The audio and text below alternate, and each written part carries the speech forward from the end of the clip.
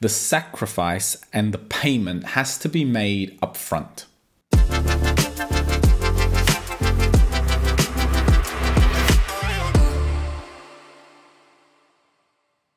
What's up, guys? I hope you're well.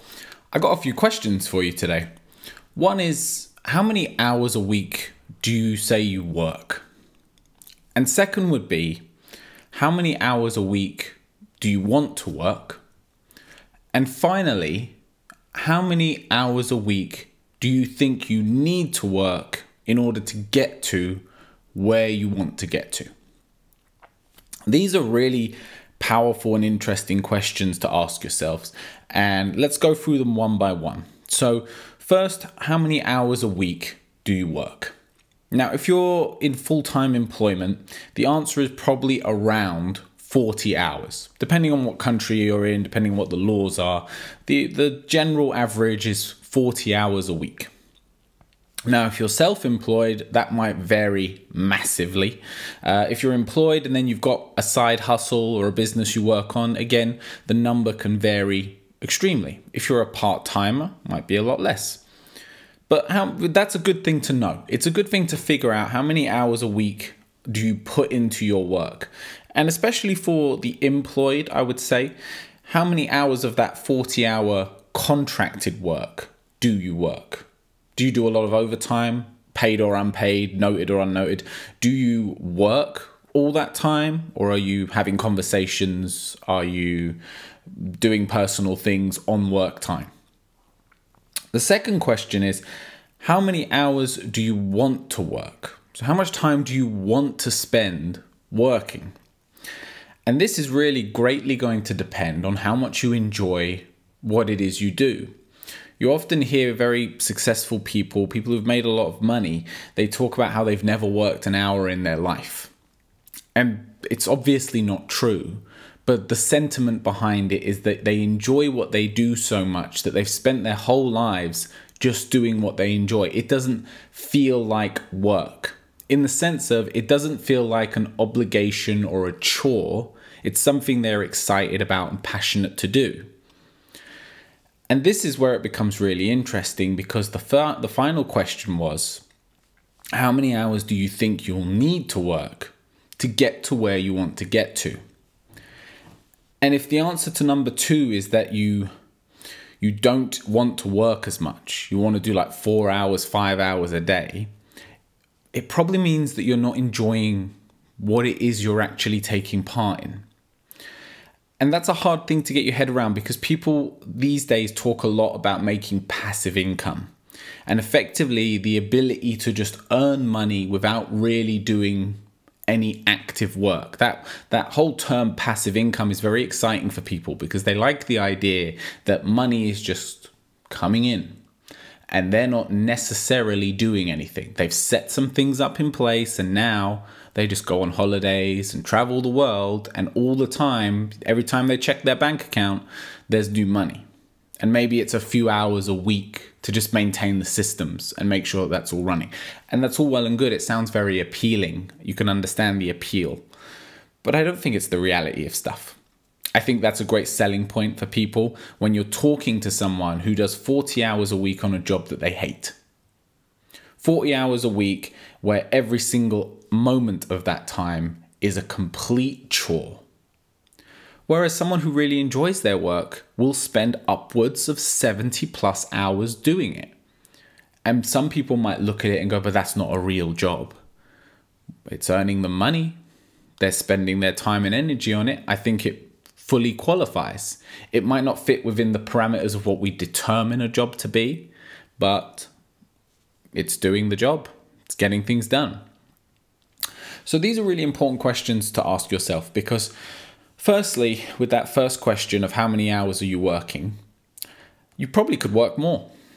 And that's an unpopular opinion, because everyone now wants to work smarter, not work harder.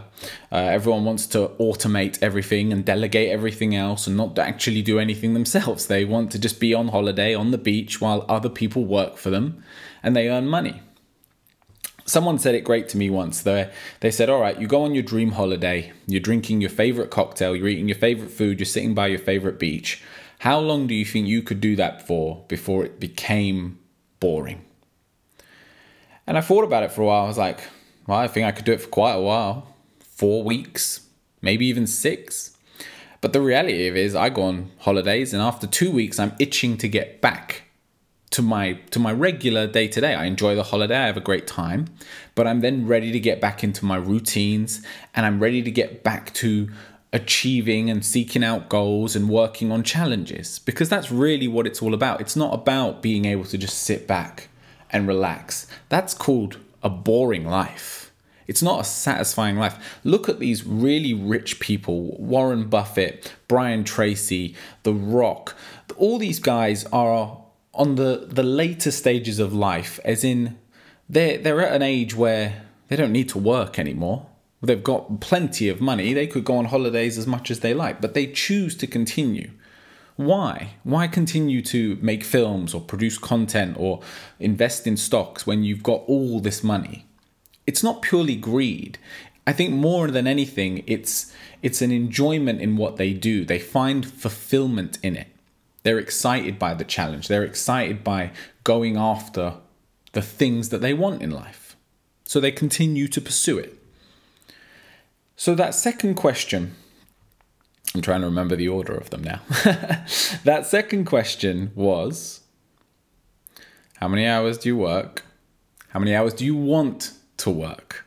Do you want to work? And I think you should think carefully about this, because really it's a case of how many hours do you want to spend doing the thing that you are doing that produces your income. And if you're in a job you hate, every hour of that, like we've said, is not going to feel great. You are not going to enjoy it. You're not going to want to do it. I am in a very fortunate position that I love what I do. And when I tally up the hours from time to time, and I try not to do it too often, but every now and then, just as to know where I'm at, I look at it and I work 60 plus hours a week. And I constantly have people tell me, it's something you hear a lot, is you need to take a day off. You should learn how to relax. You should, lay off the work a little bit. But what they don't understand is, for me, none of it's a chore. I enjoy what I do. I'd spend more time on it if I could, but I want to then spend time with family, with my loved ones, and doing other things I enjoy. But I spend the vast majority of my time, the bulk of my time, doing what I enjoy, and I've found a way to make sure that I can also make money from doing it. And that there is the cornerstone of it. That's the magic, is find what you love to do and what you would do for free regardless of money. Would you do it for free? Even better, would you pay someone else so that you could have the opportunity to do it? And then find a way for people to pay you so that you can do it. It's not easy, it's not simple, but it's very doable, and you see it in all walks of life from all types of people. And then that final question almost becomes irrelevant in terms of how many hours do you think you need to put in to get where you want to be? Because the answer changes for you to, I just want to put in as much time as I possibly can. There's nothing in it for you in that sense. All the things that come, the riches, the money, the lifestyle, it's almost added bonuses. You're very grateful for it. You're very appreciative of it. You understand it, but it's not the reason that you're doing it. You see a lot of people go into things the wrong way around. They get into a new business, not from the point of view of, I love making YouTube videos. I love sharing personal development information. They get into it of, I want to find a way to make money. It's the wrong way around, you see, because the money doesn't come first. The sacrifice and the payment has to be made up front. It's not a 50-50 relationship in the sense of you give a bit and then you get a bit back. You give a bit, you get a bit back. In some respects that can happen, but generally speaking, the way it works is you have to sacrifice and you have to give yourself completely to something, pay your entire fee, and then reap the rewards. The farmer doesn't get to harvest and enjoy his crops until he has sowed them, tended to them, grown them, and taken them. Then he gets to enjoy. but not a moment before. There's no process during that where he gets to enjoy his harvest. He has to fully pay the price. Now, when you say fully pay the price, it sounds like a negative. But again, we go back to if you're doing what you love to do, what you enjoy to do, you don't ever feel like you're paying a price. It never feels like a sacrifice. It never feels like you're working backwards. You feel like you're working towards the things that bring you joy and happiness. So ask yourself those 3 questions. How many hours are you working? How many hours do you want to work? And how many hours do you think it would take to get you to where you want to be? And what you'll find within those 3 questions is a much bigger question of what do you want to be spending your time on? The vast majority of your time, your energy, what is effectively your purpose? What are you here for? What are you doing? What are you providing to people? What is bringing you satisfaction? So these are great questions to ask yourself, and I really think that people should take more time to consider this before they get into different pursuits. Before you go for that job offer, before you get that degree, before you approach this business idea, take these things into consideration. I hope that helps, guys. It was a bit of an open-ended one today, and as always, take care of yourself.